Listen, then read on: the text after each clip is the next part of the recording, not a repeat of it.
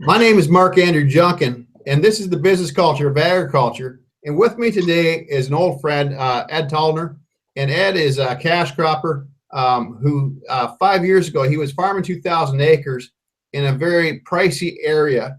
And he made a decision to farm, 500 miles away from his home farm and drive his tractors and equipment, 15 hours it's about a 15 to 18-hour drive to a second location to farm land in a cheaper neighborhood.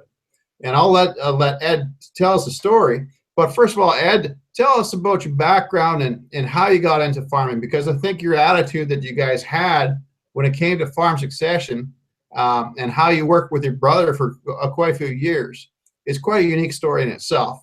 So tell us the story about you before you were 40.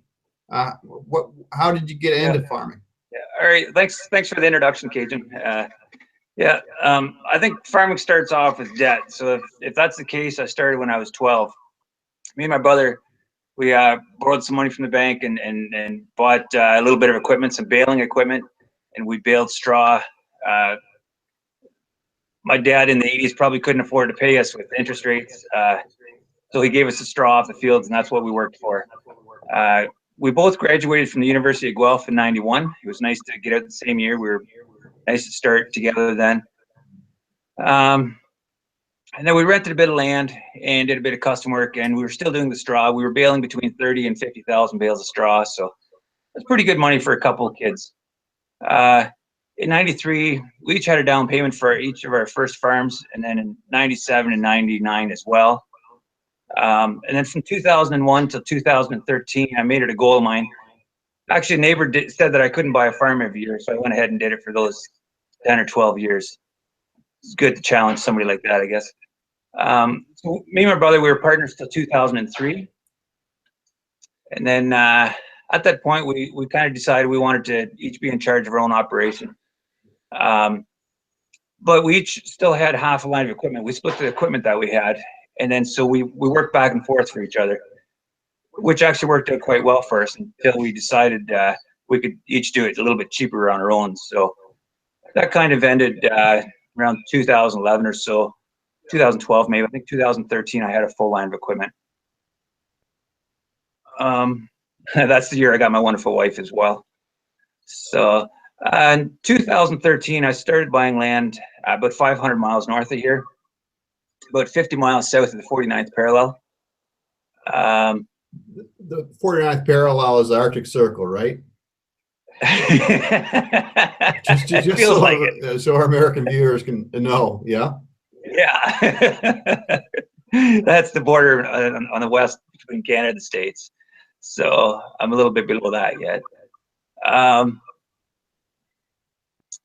In 2014, I had my first full-time hired man.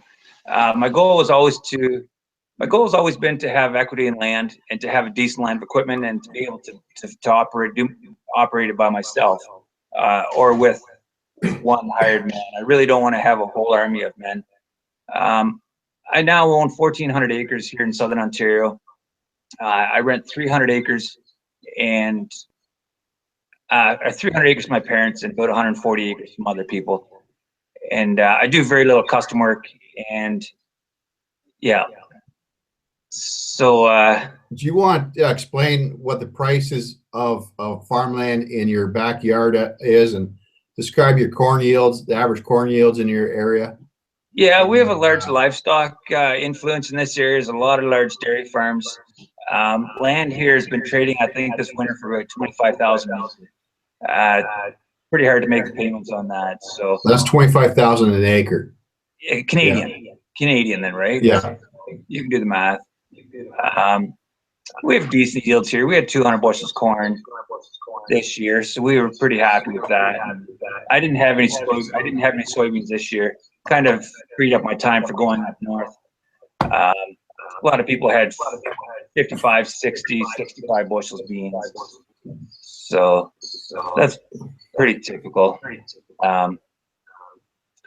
So up north, I got about 1,600 acres, and I got about 1,000 acres of production. I guess before I started buying land up north, I was starting to feel a little bit bored, a little bit restless around here. And 2012, we had made some pretty good money. We had good crops and we had good prices. So it was time for me to head up north. So most of the land that I've purchased up there has been abandoned farmland. So I get a lot of pleasure out of purchasing a property and cleaning it up and being proud of it. So that's so what were you purchasing land for up there? And you know, describe what the real costs are when you're purchasing land in such an area. Land prices vary quite a bit, depending if it's bush or if it's cleared, depending if it's light bush or heavy. Anywhere between bush ground you can buy for $500, maybe $1,000 an acre. Cleared ground is about $2,000 an acre. We're growing crops such as oats, canola. I hope someday maybe to grow soybeans. I expect I'll be growing some peas, and I kind of enjoy just to go to different crops. I was getting kind of bored of growing corn, soybeans, wheat. You do that with your eyes closed, right? It's pretty. I was using the challenge in it, so I wanted a new challenge up north. So land up north, it's a little bit heavier clay. It's good organic matter. All the fields have nice long slopes. We've got large fields. My average fields be about 200 acres. Quite enjoying that. Always at the bottom of the slopes, there's always a ravine or a swamp or something. Easy tiling. No stones. I actually purchased my own tiling machine, just a little pull type behind the tractor last year, and had a good time doing that. Really enjoyed that. So Matheson is about 500 miles north. So springtime usually doesn't start till about 15th, 20th of May. So we're able to get our corn planted here, and we'll have our beans planted this year by that time too. And harvest, we better be done by the 1st of October up there, because we can get some nasty weather, just cold, sloppy weather up there. So we want to be home by then anyhow. So last year we spent, I spent about 115 nights up there. I wrote it down on the calendar, about a third of a year. So that was quite a bit. My family was up there for the summer between school, so I was away from them for quite a while. That was one thing that I struggled with a bit this fall, being away from my young family. So, what was your goal when you started this project, and what is it now? Like, how has it changed? Well, if we had $6 corn, I'd be pretty excited again, going up there. But the way commodity prices have been, my goal at the start was start off with 1,000 acres and have a few thousand acres up there. Right now, I'm being pretty content with what I got. I enjoy it. We're still going to clear probably a couple hundred acres a year. That's kind of my goal right now, is to clear a couple hundred acres a year. It's a reasonable goal. Okay. And what's been the biggest unexpected problems you faced when moving into a different area? First of all, moving into a community like Matheson, and second of all, just being in two places at once. The infrastructure is really, there's no infrastructure there, so you really got to plan what you're going to need to have up there. It's good to have some friends up there, but yeah, there's no infrastructure. So I found when I started buying land, I soon realized that was only going to be half the cost. Like, the rest is, you got to have all. It's not like you're going to call a neighbor and say, "Hey, you want to do some custom work for me?" That there's nobody that doesn't work out. There's not much help up there. Yeah. What's the biggest challenge you have with being two places at once? It actually hasn't worked out too bad. I got a really good hired hand, and I can't really complain too much about those challenges, other than being away from the family for such a period of time. Yes. So, would your wife? I mean, what's been the biggest unexpected benefits you've had in this project? I would say the people that I've met a lot of great people up there. There's the Mennonites have started coming up there as well, but at the same time as I did, and they're really enthusiastic. Got a young bunch. They're starting dairy farms, and they're starting. One of them even started producing tile, and some of them are carpenters, and so they can help out with a lot of things too. And I've really enjoyed them. It's good to have them there. Some people say that, oh, you're competing against the Mennonites, and I say, no, definitely not. It's good to have them there. I plan to be up there for a period of time, but someday I'm going to retire, and I may have to sell then too. Yeah, I'm planning on being up there till I'm 60 or 65, I suppose. Maybe someday I'll say I had enough of it. But for now, we're enjoying lots of opportunities, and no, we're enjoying it. So, if you're a young farmer from like an expensive neighborhood where land is just, you can't afford it, would you recommend that they consider a second location? It's got its financial challenges, that's for sure. Because there's going to be years that you have losses, like with starting off with crop insurance averages that you haven't built yourself. They're not going to be very good. If you lose a crop and you got to count on 80% of your crop insurance, that's not going to be great income. So it's to have a decent sized operation back home. That's stability is really what's needed, right? So yeah. What are key things to consider before doing it?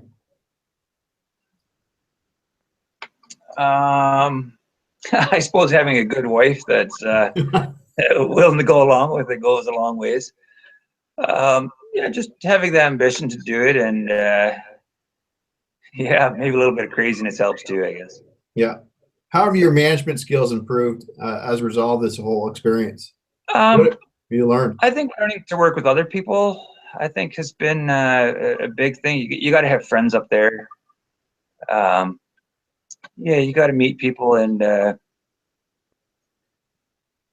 yeah, I think that's been, whether it's a benefit or a challenge, I think that's something that's got to be considered too. Okay. How's your lifestyle changed? Both for the better and for the worse. I don't think it's really changed a whole lot. It gives me a little bit more to do. I was getting a little bit restless before, so I think it's I used to say I was a pretty good farmer till I started farming in Matheson. So, but yeah, no, it's all good. Okay. Any final thoughts you have? Any recommendations you have for a young farmer? A chicken farmer. No, I don't know. It's definitely got its challenges. There's a lot of enthusiasm going up there, but it's a challenge too.